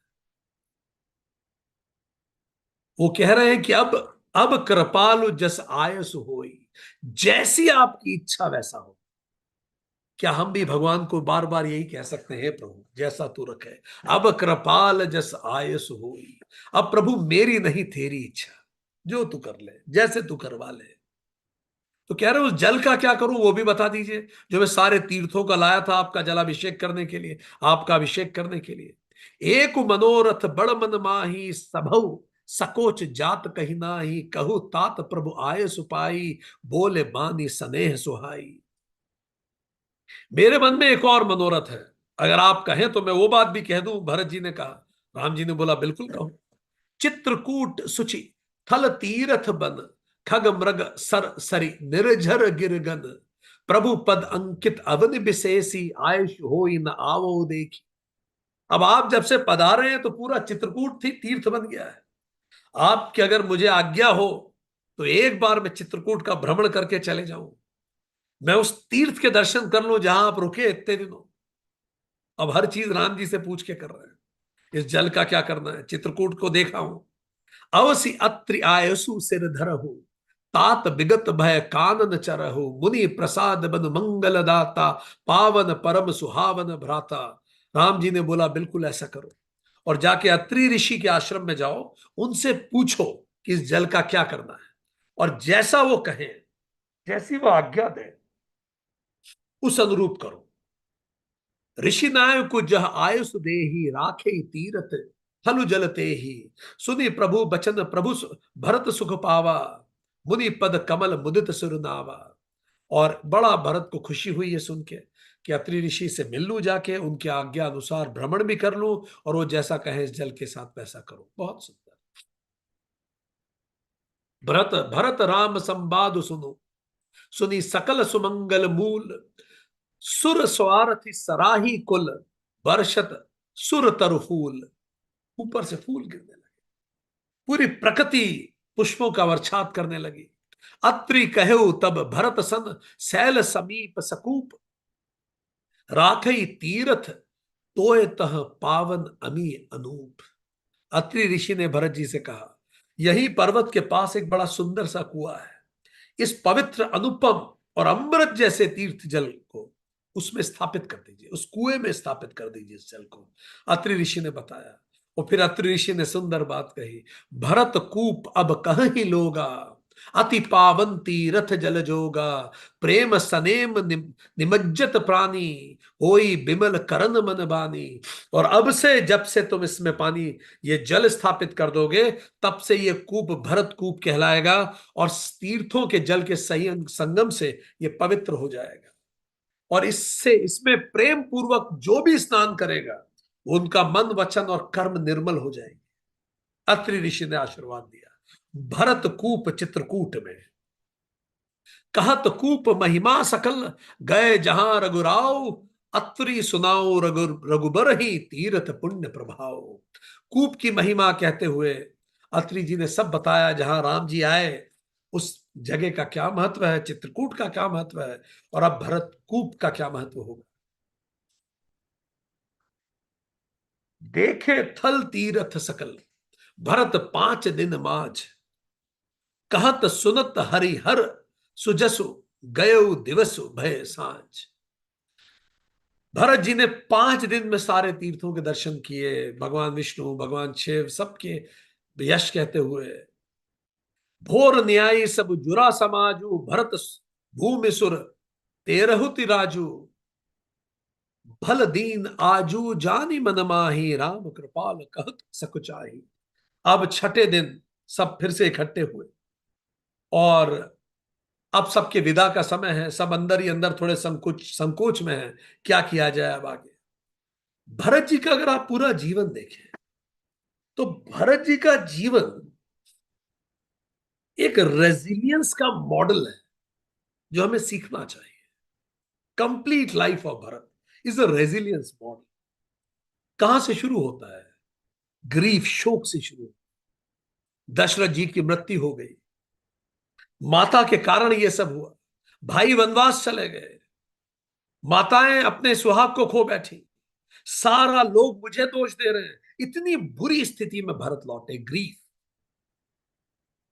पर फिर गुरु का साथ मिला, Vashishtha ji. Importance of a mentor in a grief period. गुरु ने सही रास्ता दिखाया, मार्गदर्शन दिया। गुरु साक्षात परम ब्रह्म, उन्होंने रास्ता दिखाया, मार्गदर्शन, प्रारब्ध समझाया, बिगर पिक्चर समझाई। तो फेथ इकट्ठा हुआ, हौसला आया, ग्रीफ से भरत धीरे धीरे बाहर निकले। जब थोड़ा मन शांत हुआ, फिर विवेक पैदा हुआ। विवेक भावनाओं में भी परिस्थिति की व्यापक समझ के लिए सही निर्णय करना है, व्यापक समझ के साथ। कितना भी आप भावुक हो रहे हो, परिस्थिति अनुरूप सही निर्णय करना विवेक है। उठे और अपने कर्तव्य कर्म की तरफ आगे बढ़े, जैसे राम जी ने कहा। जो अनित्य है वो अनित्य में चला गया, पिता का शरीर अनित्य में चला गया। जो नित्य है उसकी तरफ मैं आगे बढ़ू, आगे बढ़ू, अपने कर्तव्यों की तरफ आगे बढ़ू। डिस्क्रिमिनेशन, तो भारत में डिस्क्रिमिनेशन आया। फिर चौथा स्टेज, अब इस डिस्क्रिमिनेशन से एक्सेप्टेबिलिटी आई। जब विवेक ने देखा कि जो नित्य है वो नित्य रहेगा, जो अनित्य है अनित्य है, परिस्थितियों को थोड़ा समझा, तो एक्सेप्टेंस आया। भरत कहते हैं विधि की ना, पहले कह रहे थे मां ने किया, इसने किया, उसने किया, अब कह रहे हैं विधि की ना। दुख सुख में संभाव हो रहे हैं भरत अब। वो दुख को नकार नहीं रहे, उसको स्वीकार कर, एक्सेप्टेंस ऑफ दैट दुख। जब विवेक आता है तभी तो एक्सेप्टेंस आती है, हम सही दृष्टिकोण से उसको देखते हैं। भरत में एक्सेप्टेंस आया, और उसके बाद जब उनके अंदर एक्सेप्टेंस आया तो उन्होंने कहा अब जैसा राम जी कहे, उनकी सेवा में मैं तत्पर। भरत जी ने कहा राज्य आपका है, मैं केवल सेवक हूं। राम जी ने राज्य स्वीकार कर लिया, बात समाप्त। कर्मणि एव अधिकारस्त, बस कर्म मेरे आधार में है, मैं वो करूंगा, उद्देश्य प्रधान जीवन जीऊंगा। और इससे उनके मन में कृतज्ञता आई। कृतज्ञता सबके प्रति, गुरुजन के प्रति, समाज के प्रति, भैया के प्रति, राजा जनक के प्रति ग्रैटिट्यूड की फीलिंग आई। तो from grief to gratitude is the journey of life. इसमें इंपॉर्टेंट है मेंटर्स का। भरत जी का पूरा जीवन, जैसे हमने पहले बोला, सबकी गलतियां बताते बताते सबके कल्याण की तरफ, सबके धन्यवाद की तरफ का रास्ता है। और इसमें गुरु वशिष्ठ, माता कौशल्या, मित्र निषादराज गुहा, ऋषि भारद्वाज, पिता तुल्य जनक जी, और भैया राम, देखिए सबने योगदान दिया। ये सपोर्ट सिस्टम है। हम सबको चाहिए कि हमारे आसपास एक ऐसा सपोर्ट सिस्टम हो जो हमें ग्रीफ से ग्रेटिट्यूड तक लेके जाए। हम हमारे बच्चों को एक ऐसा सपोर्ट सिस्टम दें जो ग्रीफ से ग्रेटिट्यूड की तरफ उन्हें लेके जाए। ये बहुत इंपॉर्टेंट है। भरत सुजान राम रुख देखी, उठी सप्रेम धरी धीर विशेषी, करी दंडवत कहत कर जोरी, राखी नाथ सकल रुचि मोरी। दंडवत प्रणाम करके भरत जी ने राम जी के समस्त अपनी बातें कही। राथी राखी नाथ सकल रुचि मेरी, उन्होंने कहा कि हे प्रभु, आपने मेरी सारी बात रख ली है, आपने सब कुछ वैसा कर दिया जिससे मेरे अंदर धीरज आ गया।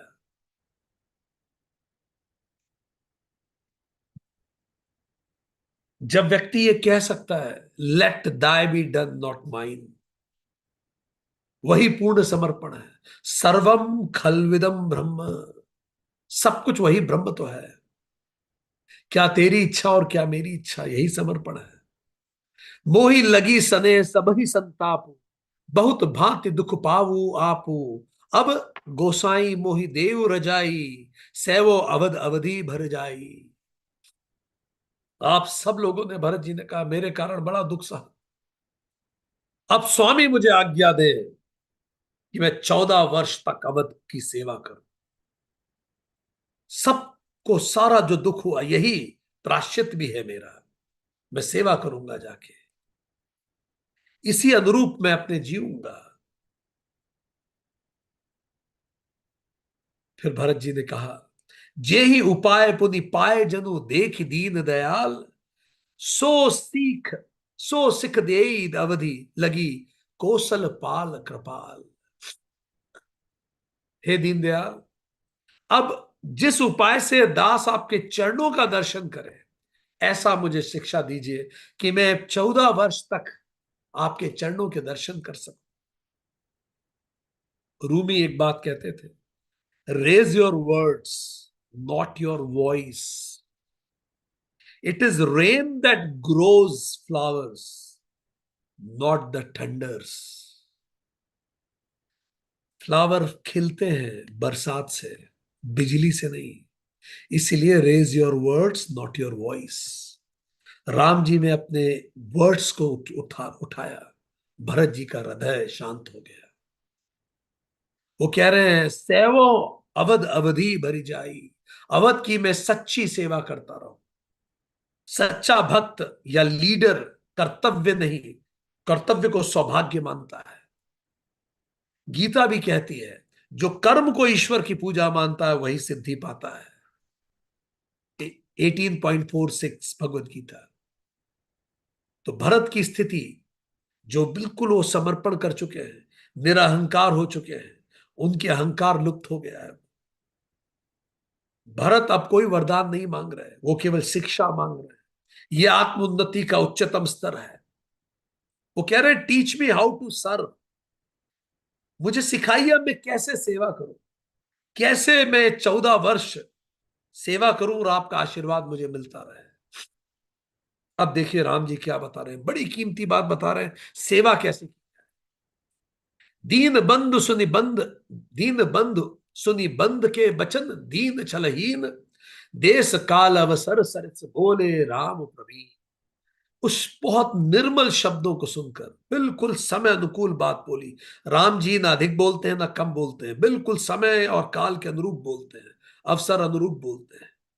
नेतृत्व की कला ये नहीं है हम कितना बोलते हैं, वो कला ये हम कब कहां कैसे बोलते हैं। ये बहुत इंपॉर्टेंट है। फिर वो कहते हैं, कैसे राज्य करूं, वो पूछ रहे हैं, कैसे राज्य करूं, आपका आशीर्वाद मुझे मिलता रहे, मुझे बताइए 14 साल तक। तात तुम्हारी मोरी परिजन की, चिंता गुरु ही नृपहि घर बन की, माथे पर गुर मुनि मिथिलेसु, हम ही तुम ही सपने न कलेसु। उन्होंने कहा, तात मेरे, तुम्हारी मेरी परिवार की, वन की, मैं वन में हूं, सारी चिंताएं गुरु वशिष्ठ जी और महाराज जनक को है।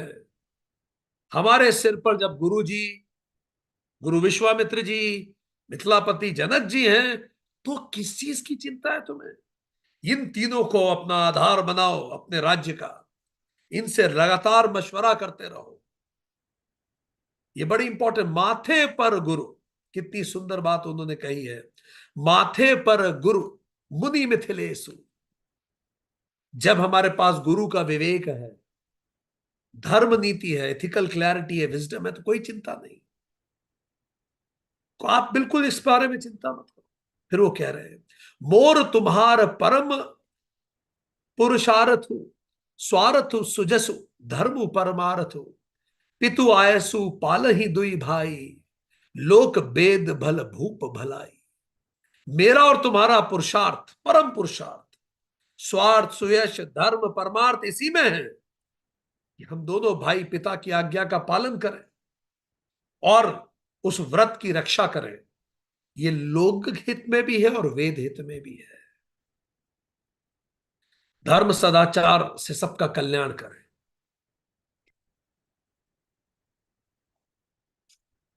मनुस्मृति कहती है 14.138, धर्म एव हतो हंति, धर्मो रक्षति रक्षिता।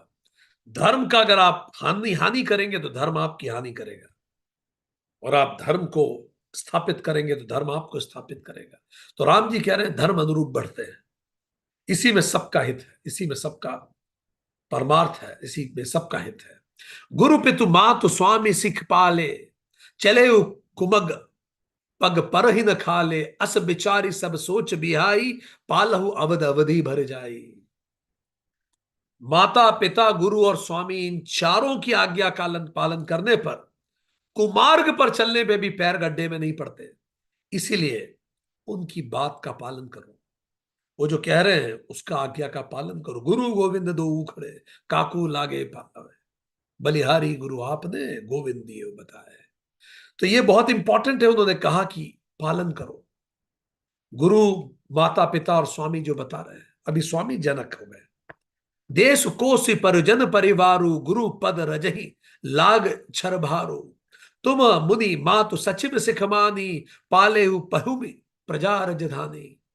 देश, खजाना, कुटुंब, परिवार, इन सब की जिम्मेदारी तो गुरु जी की चरण रज पर है। तुम तो मुनि वशिष्ठ जी, माताओं और मंत्रियों की शिक्षा मानकर पृथ्वी, प्रजा और राजधानी का पालन करते रहो। अच्छे सचिव रखो, माता की भी राय लो, सबकी राय लेकर अपना निर्णय आगे लो और आगे बढ़ो। ये बहुत इंपॉर्टेंट है कि वो केवल स्वयं नहीं, सबकी राय ले और आगे बढ़े। तो कह रहे हैं सबकी राय लेके अपनी प्रजा का पालन कर आगे। बहुत महत्वपूर्ण लेसन वो दे रहे हैं राम जी। ये लेसन आज हम समर्पित करते हैं पूरी भारत की ब्यूरोक्रेसी को भी, और पूरी भारत की सरकार को भी, और सारी दुनिया की सरकार और सारी दुनिया की ब्यूरोक्रेसी को ये लेसन, ये मैसेज समर्पित है। अगला दोहा 315 बड़ा कीमती है, छाप के रखना चाहिए अपनी टेबल पे। मुखई मुखी सो चाहिए, खान पान कहूं एक, पालई पोषई सकल अंग, तुलसी सहित विवेक। लीडर को ऐसा होना चाहिए जैसे मुंह होता है, खाता तो मुंह अकेला है पर उसका पोषण पूरे शरीर में फैलता है, बिल्कुल संतुलित फैलाता है। कितना वैज्ञानिक शरीर परमात्मा ने बनाया, हम केवल यहां से खाते हैं पर पोषण पूरे शरीर में जाता है। पौधों की जड़ में आप पानी दीजिए, पोषण पूरे कोने कोने तक पहुंचा है। ऐसा लीडर को होना चाहिए, रामचंद्र जी ने कहा। ऐसा होना चाहिए राजा को, जो केवल स्वयं का नहीं सबका पोषण करे। वही सच्चा नेतृत्व है। The leader is not about but within the collective body. वो इसी का एक हिस्सा है। यह समन्वय की दृष्टि ही वेदांतिक दृष्टि है। आत्मा वेदम सर्वम, सब कुछ उसी आत्मा से जुड़ा हुआ है। हम एक दूसरे को नरिश करें, यही समाज है। राम जी कह रहे हैं इस तरह से आगे बढ़ना।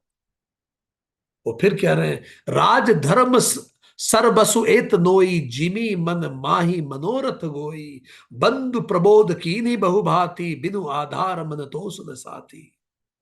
और राज धर्म का सर्वस्व सार यही है, इसको मन में रखना कि मन के भीतर जैसा मनोरथ होता है भरत, ऐसा ही राज्य बाहर होता है। तुम्हारा जो दृष्टिकोण है, तुम्हारा जो विजन है, वो सही होना चाहिए। राम जी ने बोला। राम जी ने दूसरी बात कही, मनोरथ तुम्हारा सही होना चाहिए। सच्चा शासन बाहरी सत्ता नहीं है, भीतर की नीति का परिणाम है। गीता 3.7 कहती है जो अपने मन को वश में कर लेता है वही कर्म में सिद्ध होता है। गीता 3.35 कहती है जो स्वयं को साध ले वही सबको साध सकता है। श्रेयान सर्वधर्मो विगुण, गुणों से रहित भी अपना धर्म बेहतर है किसी दूसरे के धर्म में जाने से बेहतर। वो करो जिसके लिए तुम पैदा हुए हो, बेहतर कर पाओगे, तुम्हारा मन लगेगा उसमें। वो आगे कह रहे हैं भरत जी, भरत सील गुरु सचिव समाजु, सकुच सने विबस रघुराजु। प्रभु करी कृपा पावरी दीन ही, सादर भरत शीस धरि लीन ही। अब जब भरत जी ने कहा कि मुझे कुछ ऐसा दें कि मैं रोज दर्शन कर सकूं, तो उनके प्रेम और शील को देखते हुए राम जी ने संकोचवश अपनी खड़ाऊ, अपने पादुकाएं भरत जी को दी, और भरत जी ने उस पादुकाओं का सर पर धारण कर लिया।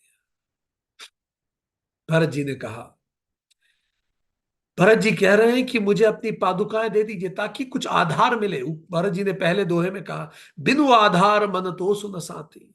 बिना आधार मन नहीं बनता मेरा। अगर आप कोई आधार दे दे, तो उन्होंने आधार दे दिया। जितना भक्त भावपूर्ण होता है भगवान के लिए, उतना ही भगवान भावपूर्ण होते हैं भक्त के लिए। भरत जी जो चाहते हैं राम जी दे रहे हैं। भरत जी ने कहा आप राजा बनिए, राम जी ने बोला बन जाता, पादुकाएं ये ले लो।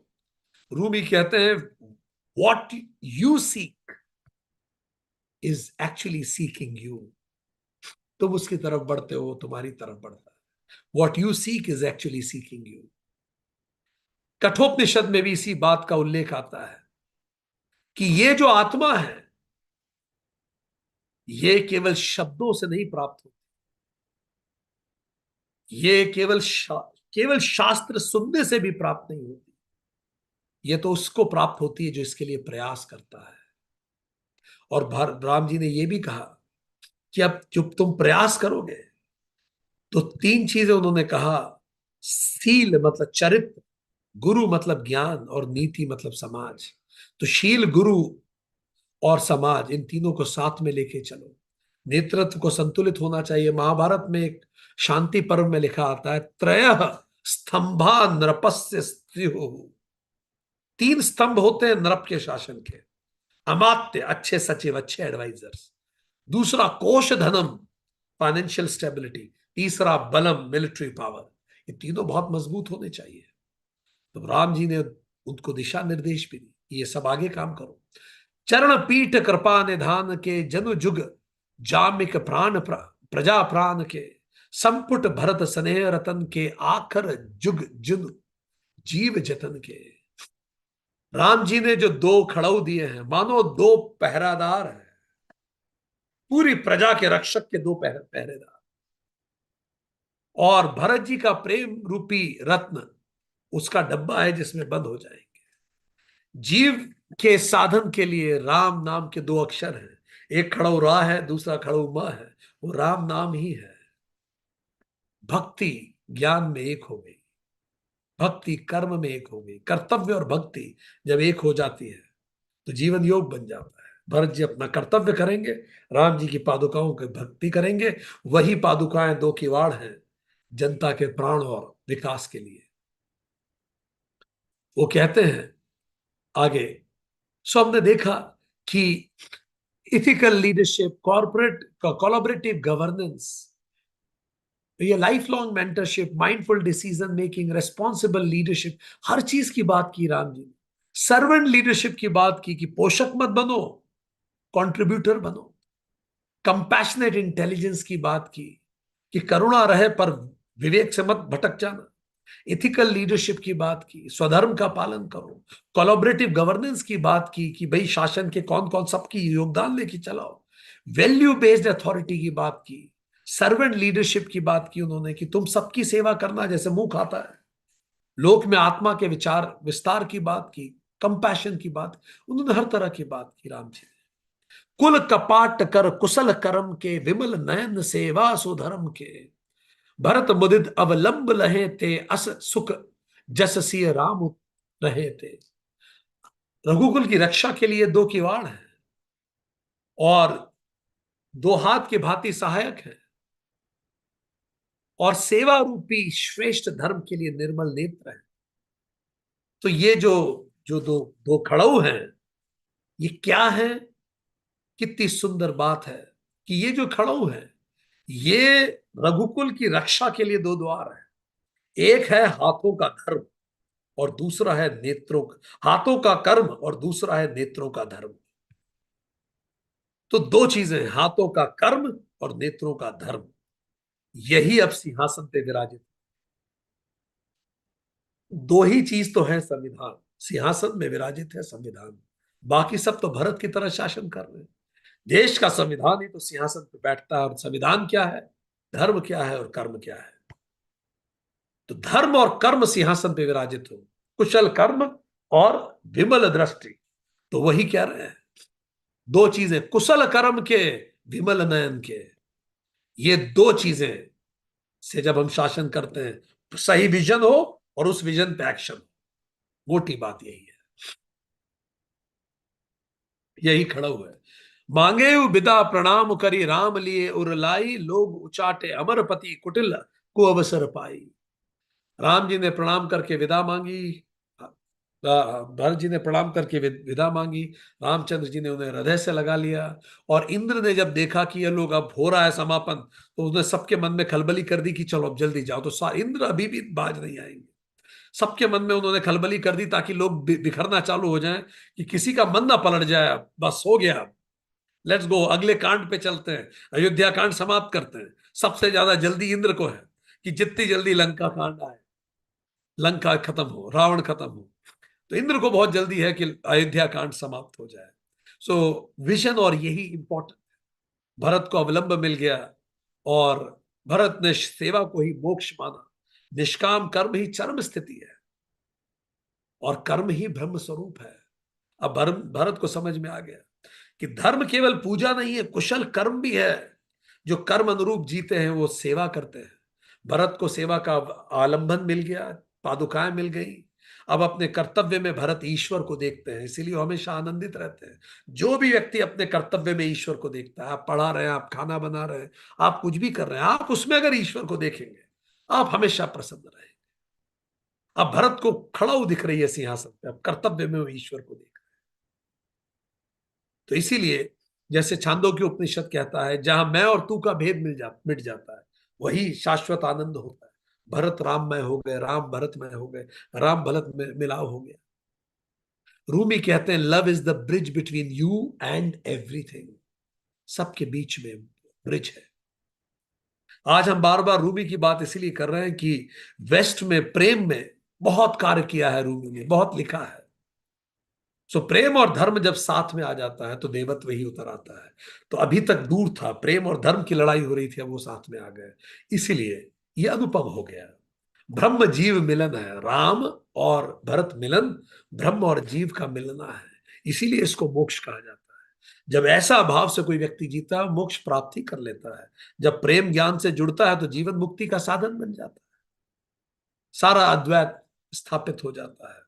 और इसीलिए फिर कर्म में कुशलता आती है, क्योंकि वो कार्य आप भगवान के लिए कर रहे हो। 112वां सर्ग अयोध्या कांड का रामायण में आता है।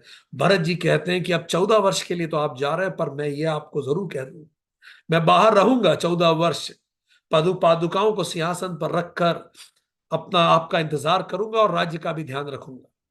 पर अगर 14 वर्ष खत्म होने के बाद अगर आपने एक पल भी इंतजार कराया, तो मैं जलती हुई आग में प्रवेश कर जाऊंगा। ये मेरी शपथ है, रघुकुल की कसम है। राम ने भरत को हृदय से लगा दिया और उन्होंने कहा, भाई मैं तुरंत लौटूंगा 14 वर्ष समाप्त होते ही। इसीलिए भी Ram ji was pressed against time, जब माता सीता का अपहरण हुआ था। क्योंकि 14 वर्ष में राम जी को भरत जी के पास वापस आना था, सब कुछ करके। फिर वो एक महत्वपूर्ण बात कहते हैं अपने छाती से लगाकर शत्रुघ्न को, और बोला कि मैं तुम्हें अपनी और सीता की शपथ दिला के कहता हूं कि तुम लोग कैकेयी जी की,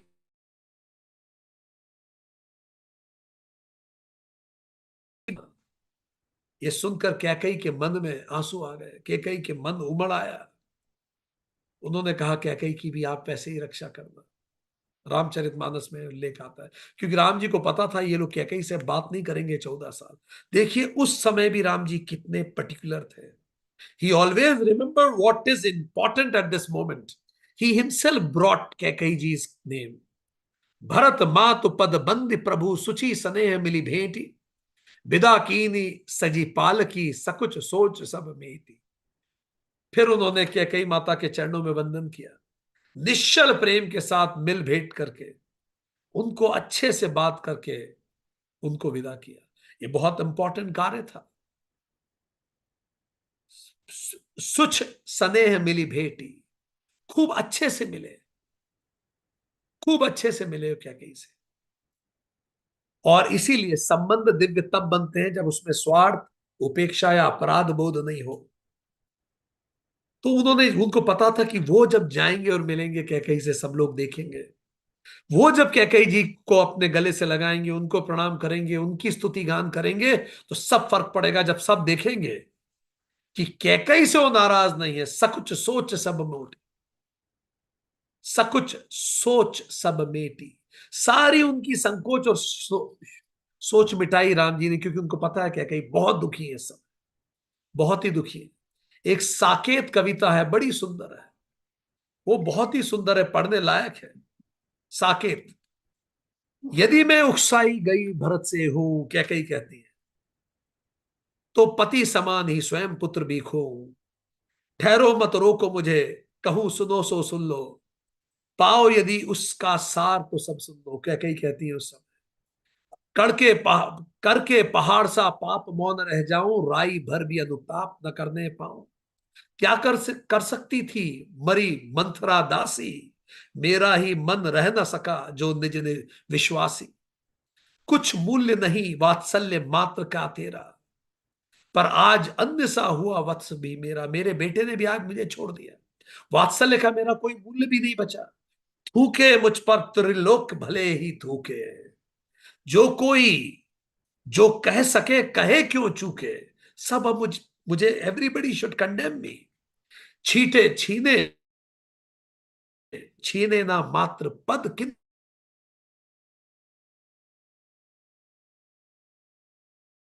नहीं मानता। कहते आते थे अभी यही नरदेही, माता ना कुमाता पुत्र कुपुत्र भले ही। अब कहें सभी यह हाय विरुद्ध विधाता, है पुत्र पुत्र ही रहे कुमाता माता। बस मैंने इसका बाह्य मात्र ही देखा, बस बाहर से ही देखा। दृढ़ हृदय न देखा, मृदुल गात्र ही देखा। मैंने इसका मृदुल रूप देखा था भरत का, इतना दृढ़ निश्चय है मैंने कभी देखा भी नहीं था। परमार्थ ने देखा, पूर्ण स्वार्थ ही साधा, इसी कारण ही तो हाय आज यह बाधा। वो कहती है युग युग तक चलती रहे कठोर कहानी, रघुकुल में भी थी एक अभागी रानी। निज जन्म जन्म में सुने जीव यह मेरा, धिक्कार था उसे महास्वार्थ ने किया। हर जन्म में मैं याद रखूंगी। राम जी गए और कैकेयी जी को गले से लगा लिया, आंखों से आंसू से उनके पैर, और बोला नहीं मां, ऐसा बिल्कुल मत सोच। तू तेरे प्रारब्ध से बनी थी, मैं मेरे प्रारब्ध से बना हूं। हम सब अपने अपने प्रारब्ध से बने हैं, अपने कर्म कर रहे हैं। धन्य है तू कि भरत जैसा पुत्र है तेरा। सारे संस्कार तूने ही तो भरत को दिए, मुझे तूने दिए। फिर वो कहते हैं राम जी, 100 बार धन्य वह एक लाल की माई, जिस जननी ने है जना भरत सा भाई। धन्य है मां तू, ऐसा पुत्र। और जब राम जी ने कहा 100 बार धन्य वह एक लाल की माई, जिस जननी ने है जना भरत सा भाई, तो सारी सभा पागल सी प्रभु के साथ सभा चिल्लाई, 100 बार धन्य वह एक लाल की माई। यह है राम होना। राम न्यू की क्या कई के साथ गलत नहीं होना चाहिए। ही एश्योर्ड कि उनको वो सम्मान वापस मिले। गुरु गुरु तीय पद बंद प्रभु सीता लखन समेत, फिरे हर्ष विस्मय सहित आए परन निकेत। गुरु वशिष्ठ जी, माता गुरु माता और सबके प्रणाम करके रामचंद्र जी वापस अपनी पर्णकुटी में आए और वो सब लोग आगे बढ़े। सचिव सुसेवक भरत प्रबोध है, और इसके बाद वो सब लोग भी आगे निकल गए। जो लोग आए थे वो भी अब अपनी यात्रा पे गए। और एक रूमी की एक बात हमें याद आती है, the wound is the place where the light enters in you. इस तरह की विपरीत स्थितियां ही हम में परिवर्तन लाती है। Wound is the place where the life enters. अब भरत को कोई परिभाषा, कोई स्वार्थ नहीं है। जहां प्रेम में कोई स्वार्थ नहीं होता, ज्ञान में कोई गर्व नहीं होता, और कर्म में कोई फल अभिलाषा नहीं होती, वहीं से जीवन राम राज्य बनता है। आगे बढ़ते हैं। सचिव सुसेवक भरत प्रबोधे, निज निज काज पाई सिक ओधे। पुनि सिख दीन बोली लघुबाई, सौंपी सकल मातु सेवकाई। भरत जी ने सारे सेवकों को बुलाया, उन्हें प्रॉपर ट्रेन किया, उनको बताया, प्रशिक्षण दिया। नेता वही है जो दूसरों को भी योग्य बनाए, आत्मनिर्भर बनाए। उनको बताया, छोटे भाई भरत को बुला के शिक्षा दी और सारी चीज सौंपी कि भाई अब तुम्हें जाके संभालना है, मैं बाहर रहूंगा। प्रबंधन का यही तो स्वरूप है। सारे कार्यों को सौंपा उन्होंने, प्रॉपरली डेलीगेट किया सारे सचिव को, क्योंकि अब नया गवर्नेंस का सिस्टम चालू होने वाला था। ठीक, राजा वन में रहने वाला था, राज प्रतिनिधि अयोध्या के बाहर थे, और इन लोगों को चलाना था, तो प्रॉपर ट्रेनिंग व्रेनिंग सब कुछ करी उन्होंने।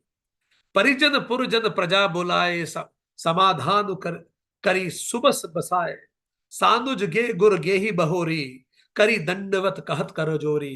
फिर राम भरत जी ने परिवार के लोगों को, नागरिकों को, प्रजा को बुलाकर सबको प्रॉपरली सारी बातें समझाई, गवर्नेंस ऐसे चलेगा। छोटे भाई भरत, वो छोटे भाई शत्रुघ्न गुरु जी के साथ घर गए और ये सब उन्होंने व्यवस्थित चीजों को उस अनुरूप बनाया। गुरु जी के पास जाके विनम्रता से बात की, उनसे बोला कि अब आपको ही मुझे गाइड करना है, और इस तरह से राज्य स्थापित हुआ। आगे बढ़ते हैं। आयुष होई न रहो समेसा, बोले मुनि तन पुलिक समेसा, समुझब कहब करब तुम जोई, धर्म सारु जग होई सोई। अब आज्ञा हो तो मैं नियम पूर्वक रहूं। वशिष्ठ जी ने बोला कि भरत, तुम जो हो, तुम जो करोगे वही धर्म है। ध्यान दीजिए, योगी धर्म अनुरूप जीता है और ज्ञानी जैसे जीता है उसी को धर्म कहते हैं। कठोपनिषद कहते हैं जो सभी प्राणियों के हित में है वही सत्य है। भरत जैसा ज्ञानी जो जीता है जिस प्रकार, उसी को आप धर्म कहेंगे। सत्यम वद धर्मम चर, स्वाध्यायान मां प्रमद। यही भरत के जीवन के 3 सूत्र हैं। सत्य बोलो, धर्म से चलो और स्वाध्याय को कभी मत छोड़ो। लगातार खुद को सुधार करते जाओ। और अब सिंहासन पे उन्होंने इस सब के बाद गुरु जी के प्रणाम करके सिंहासन पे पादुकाएं रखी। सुनी सिख पाई आशीष बड़ी, गनक बोल दिन साधी, सिंहासन प्रभु प्रभु पाद का बैठा रे निरुपाधि। भरत जी ने सुनकर ज्योतिषों को बुलाया और सही मुहूर्त देखकर निर्विघ्न पूर्वक पूरी विनम्रता के साथ सिंहासन पे विराजित कर दिया। और भरत जी केवल एक इंस्ट्रूमेंट बन के कार्य करने लगे। इसी को अकर्म भगवत गीता कहती है। इसी जब नेतृत्व विनम्रता में झुकता है तभी तो उसके अंदर ब्रह्म भाव उठता है। जितना विनम्रता में नेतृत्व झुकेगा उतना ही उसमें ब्रह्म भाव उठेगा। सो रूमी हमेशा कहते हैं, when you let go who you are, you become what you might be. इसीलिए भरत लेट गो किया सारे लेबल्स अहंकार के। अब वो केवल इंस्ट्रूमेंट थे। राज्य स्वयं राजा राम चला रहे थे। राजा राम की पादुकाएं, जो एक पादुका धर्म है और दूसरी पादुका कर्म है, एक पादुका विजन है नेत्र और दूसरी पादुका हाथ पैर है, वही शासन चला रहे हैं। बाकी सब सब पर राम तपस्वी राजा, तिनके काज सकल तुम साजा। उसी अनुरूप भरत भी जी रहे थे। राम मात गुरु पद सिरुनाई, प्रभु पद पीठ रजाय सुपाई, नंदी गांव करी परन कुटीरा, कीन निवास धर्म धुर धीरा। और अब वो खुद जाके नंदी ग्राम में उन्होंने एक पर्ण कुटी बनाई और वहां रहने लगे।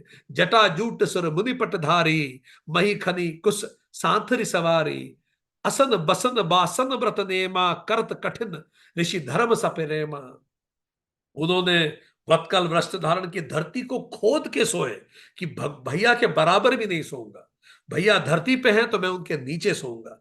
वो धरती को खोद के कुशा पे सोए। वस्त्र सब चीजें उसी अनुरूप रखा जो पूरा त्यागमय जीवन जैसे भगवान राम जी रहे थे, बिल्कुल वैसा त्यागमय जीवन। भगवत गीता में कृष्ण जी कहते हैं 5.6, कर्मयोगी सच्चा त्यागी है, जो कार्य करते हुए भी कर्तापन नहीं रखता, वही वही वही सच्चा सन्यासी। इसीलिए गीता 5.7 में आता है, योग युक्तो विशुद्धात्मा विजितात्मा जितेंद्रिय सर्वभूता भूतात्मा कुर्वनपि न लिप्यते। ऐसा राजा होना चाहिए, ऐसा व्यक्ति हो जो भक्ति के योग में लगा हुआ हो, शुद्ध अंतकरण वाला हो, उसने अपने मन को जीत लिया हो, अपनी इंद्रियों को वश में कर लिया हो और सभी भूतों में उसी आत्मा को देखता हो। ऐसा व्यक्ति कर्मों में लिप्त नहीं होता। सत्ता तब तक सार्थक है जब वो ईश्वर के नाम से प्रेरित है। इसी अनुरूप भरत जीवन जी रहे हैं और मुनियों का वेश धारण करते हैं, कर्म की इच्छा के बिना फल करते हैं, अनाश्रित जीवन जीते हैं। इस तरह का भरत का जीवन शुरू हुआ। राम प्रेम भाजन भरत, बड़े न एक ही कर तूती, चातक हंस सराहित टेक, विवेक विभूति। अब भरत जी तो स्वयं राम जी के पात्र हैं, प्रेम के पात्र हैं।